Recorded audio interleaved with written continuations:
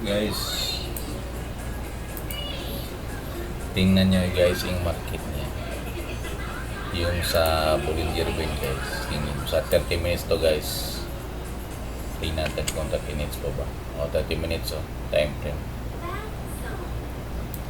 Diba guys? Yung nasa ito diba? Nasa top ng Bollinger Band, middle at low. Tingnan nyo guys. Diba dito may shooting star, may nakita kayo, diba nag-down yung dito sa one kasi lang guys. Then akyat na naman, i-hit niya yung top ng Bollinger Band guys. Then down na naman, then akyat,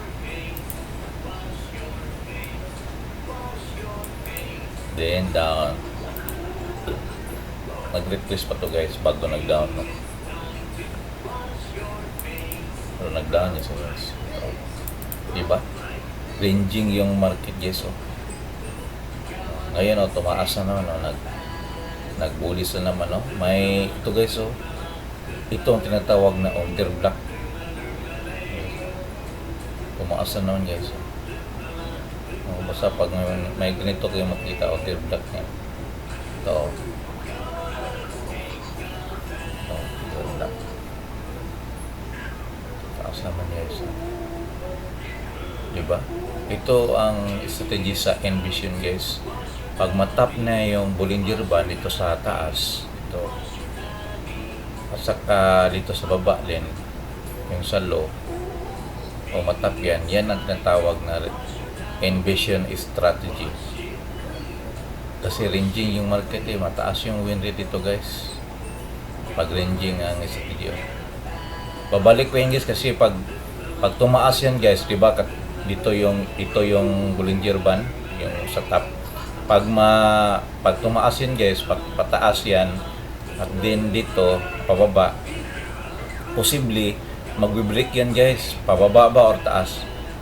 Ito pag revive, pataas yan, paano yan, pataas na din, pababa to, posibly may breakout yan guys, pero walang breakout to guys. So nasa between lang, no, yung point niya. Pataas pa yan sir, pabalik na naman. Ito ang tinatawag na Envision strategy. Envision strategy.